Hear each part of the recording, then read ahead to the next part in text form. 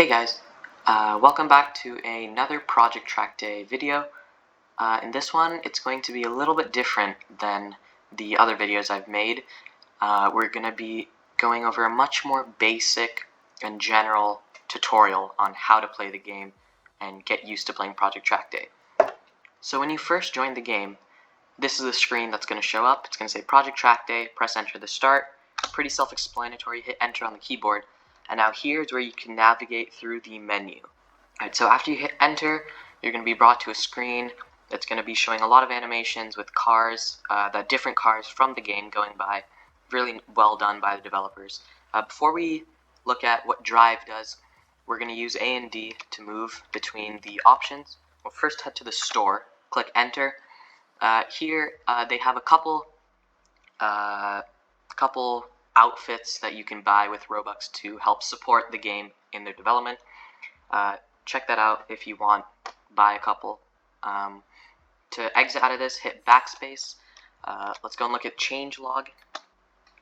Here it's going to show you all of the updates throughout the course of Project Trackday. You can scroll down and see everything that's been changed. Alright, let's head back out, hit backspace. We'll check credits. Options doesn't do anything as of now. Credits, it's going to show you all the people who have contributed, translations for different languages, people who have helped build, people who have helped model cars, scripted UIs, all of that. Let's go back. And now we're going to head to drive. Alright, let's go ahead and hit drive. You're going to have two options. You're going to have practice and race mode. As of now, race mode has not come out.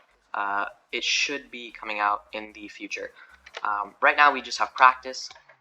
So when we enter the practice, you will see 5 different tracks right now. Only 4 of them work. One of them is still under development. You have Hockenheim, which is in Germany, Independence, which will be in Canada, is a fictional track, La Sarthe or Le Mans in France, Monza in Italy, and Sebring in the United States. We're going to go and start on Hockenheim, where I will be showing you the ropes and how to get used to playing Project Trackday. Alright, when you first spawn in, you get this nice, well done menu with a couple camera shots in the back showing off the track. Before we go to drive, let's go into map options. This is for people with either low-end PCs or just want to help their frame rate by turning down some of the models that are props or vegetation, the plants and trees, and the sun glare if they like it. I like the sun glare off, but it's up to you. Here you have the return to hub button, so if you want to go back to switch to a different track, you can click here. Alright, let's go ahead and hit drive and see what happens. Alright, so it's going to take you to your spawning pad in the pit lane. And when you spawn in, you have 2 options to get to your garage. Each garage will have a player assigned to it, and you can only spawn a car from the one assigned to you. But if you don't want to walk all the way down and look for it, you can just step on this pad, and you'll be teleported right to the garage. If you are doing laps and you want to get back instead of having to drive all the way back, you can just hop out the car, and this is a really handy function that the developers have added in. Before you do this, make sure that your shift lock is off. Make sure it's turned off. And all you have to do is press shift and M together. And you'll open up a menu. Now the first thing is your camera settings. We'll get into that a little bit later. You can open that with the hotkey by pressing the right bracket or close bracket. Before we do that, you have the return to map menu. Hitting this will take you back to that menu page that we were just on. Teleport to garage. Now this, let's say if you're halfway through a lap and you decide I want to switch a car, hop out of the car, hit shift M, and you can click teleport to garage, and it will take you right back to your garage. You won't have to walk, drive, look for your garage or anything. And obviously continue playing means continue playing. It'll just take you back. Alright, so once you have teleported to your garage, all you have to do is stand on your pad and a nice menu will come up showing each different car. As you're scrolling through these, if some of them don't load in, just give it some time and they'll load right in. They have a really nice selection of cars. Use A and D on your keyboard to navigate between them. Cars that have different liveries or color schemes, paint jobs, you can use Q and E to toggle between them. In this video, I'm going to go ahead and grab a GT4 car. I'm going to grab the Brandstar Audi. To get into your car, just find the seat, walk over it, and you'll be in the car. Before we get driving, a couple things. You can change your camera view by pressing V on your keyboard. So this is your third-person default Roblox camera. You can move it around. Hit V, it'll take you to first person. Hit V again, you'll be on your hood cam, V, bumper cam, chase cam, and then back to your third-person camera. Alright, before we get driving, I said I'd talk about the camera settings, which is a nice feature that they added. Let's go back into first-person camera. If you hit right bracket, close bracket, I'll put it up on the screen. It's just below and to the left of the backspace key. You can change a lot of your camera settings, so based on what you like, how you want your camera to be in the car, you can change your field of view where it says interior field of view. You can turn it down, you can turn it up, you can change its position up, down, left, or right for the seat position, so this only works in the interior camera, and you can rotate your camera, pitch it up or pitch it down, however you like. Let's go back into chase cam. You can do the same thing for chase cam in the follow field of vision. You can turn it down and turn it up. So let's get started on the driving. So to start driving, you'll see you're in neutral, so if you accelerate, nothing is going to happen. So on your keyboard, use Q and E to shift gears. So I'm going to hit E to shift into first gear. I'm going to start accelerating out of the garage. I'm going to turn right to head out of the pits. Now that we're out of the pit lane and the pit boxes, I'll be showing you how to shift gears properly so that you can go as fast as you need to. If you guys don't already know, as you increase speed and your RPMs, you shift up. Usually at higher speeds, you'll be in a higher gear, and as you start braking, you're going to want to shift down to a lower gear. So you're going to start in first gear, and you're going to accelerate. And now once your rev bar, as you can see, once the rev bar turns blue, you're going to shift up to the next gear. So shift, shift. So let's go ahead and show you how that shifting, a smooth upshift looks when you're going full throttle. So right when it turns blue, shift up,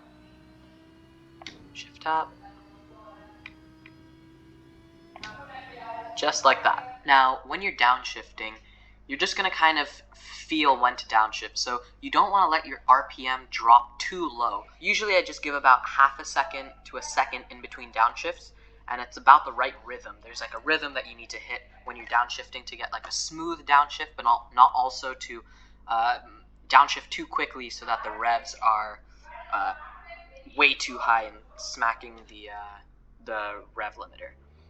So let's go ahead and show you what a smooth downshift looks like. And alright, I'm going to show you what a smooth downshift looks like.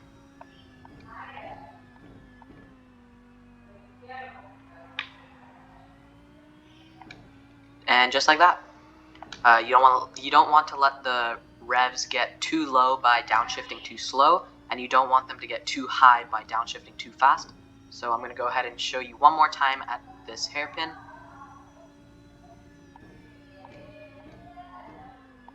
Just like that. Alright, let's move on to braking points and racing line right after that. Alright, let's talk about braking points. So during a race, there are going to be turns, and you're going to want to brake before the turn so that you don't go flying off into the wall. And now there's a really common way that people use to memorize these braking points for each turn so that they're really consistent and they get the best. They keep the most speed as they possibly can while using almost all of the track. So if you look here on the left, you're going to see these boards. Usually they start at 200 or 150. Now these are in meters, so they tell you how far you are away from the turn. So drivers will use these boards as references on where to brake. Giving an example, if you're in a GTE car, you're most likely for turn 1 on Hockenheim, drivers are going to look at these boards and say, alright, right when I cross the 100 board, I'm going to brake and then I'm going to turn in. So these boards are used as references on when to brake. Now, on many of the turns, you're going to have these braking boards. As you can see on this last turn, and also coming up here, the braking boards are going to start at the 150, go down 100, and then to the 50 board, and then you're going to have the turn. But not every single turn is going to have these braking boards, and I'll show you an example right here. Alright, as we're coming up to this turn, you're going to notice that on this upcoming turn, there are no braking boards anywhere right here, and you have a turn that's more than 90 degrees. It's a pretty sharp turn, and there are no braking boards. You're going to say, well, how am I supposed to know where to brake? So this is what drivers do when there aren't any braking boards. You look around and you try and find something that's distinguishable that you can use as a reference on when to brake. So in this case, many of the fast racers on Hockenheim in Project Trackday, they mostly use right here, the start of this curve. So based on how fast they're going and what car they're in, they're going to say, okay, if I'm going really fast, I'm probably going to brake about 1 car length or 2 car lengths before the start of this curve. So they're always using this as a reference on where to brake. So another great example of this, when there aren't any boards, is this turn on Hockenheim before you enter the stadium. There are no braking boards, and this is a pretty fast corner, and all you need is about a tap on the brakes, if not a slight hold. All you need is probably a tap or a slight hold of the brakes. And since there are no braking boards, a lot of people who drive this use the start of this wall just here on the left. Let me go to free cam. People use the start of this wall right about this point, or the start of this black zone to tell them based on their speed when they're braking around here, or whether it be right here. And yeah, that's basically it for braking points. Just based on how you're driving and which car you're using, the braking points are going to be slightly different. If you're in a much faster car, you're going to need to start braking a bit earlier than you would in other slower cars. Or if you're in a car that maybe has really good braking and really good handling, you can probably brake just a little bit later than you would in another similar car with the same speed as it. So it all depends on the car and how fast you're going and the way the car handles. Let's move on to racing line. Now this is a pretty important, I would argue, maybe one of the most important aspects in racing in general, as well as Project Trackday. So if you guys don't know what the racing line is, it's a specific route that you take on the track, which allows you to carry the most speed through turns and the most speed out of turns, which will give you the fastest lap that you can do. So this is the basics of the racing line. So whenever you're going down a straight, you're leading up to a turn, let's say you have a right turn, you always want to start on the outside. So the outside would be the left side. So for example, turn 1 coming up on Hockenheim, I'm staying as far to the left as I can. I find my braking point where I'm going to brake, and you're going to turn in and touch the inside of the corner at its tightest point or at the middle point. And now this point is usually marked out by either a cone or a sausage, or you can usually tell what it is. So if I zoom out here, you're going to see this turn, and the middle or most tight point is right here. So what you're going to want to do is start on the outside, find your braking point, turn in nice and early, touch the inside, and then get on the throttle really early and power to the outside. So what this is, it's a nice short line through the corner, and it lets you take a lot of speed, and it's the fastest line throughout the corner. And this is basically it for the basics of the racing line. You just need to apply this to every single corner. So I'll run you down through a couple turns. So we're coming out of that turn. Now the next turn is a right turn, it's a hairpin. So we're staying all the way to the left. We're going to find our braking point. We're going to touch the inside. And now we have an immediate left turn after this. So you have to prepare. So because you have an immediate left turn, you're going to try and get back to the right side as fast as you can. And then you're going to cut back again, touch the inside, and then power back out to the outside. Alright, let's go through another example. So the next is a fast right-hander. You shouldn't need to brake. So we're staying to the outside on the left, touch the inside, power out to the outside. Now again, stay on the outside, brake, touch the inside, power out to the outside. Now get back, because you have another right turn, touch the inside, and power to the outside. This is the basics of the racing line. I'm going to try and put up a image on the screen for you that shows you the basics of it. So how you start on the outside, you touch the inside, which is called the apex of the turn. You'll hear it being called that. So I'll put up an image on screen right now that explains this or shows you a visual of how this looks from a top-down view. And now a short little segment on what traction control system and anti-lock braking system is.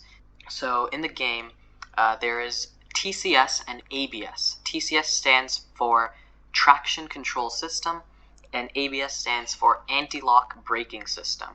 So I'll first explain what traction control system does.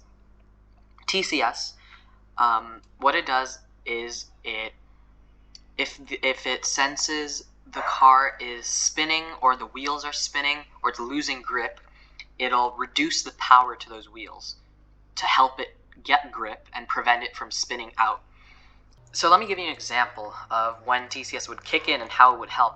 So let's say you're going through this turn and you put a little bit too much power and the wheels start to slide. You'll see TCS on the bottom start flashing, which means it's kicking in.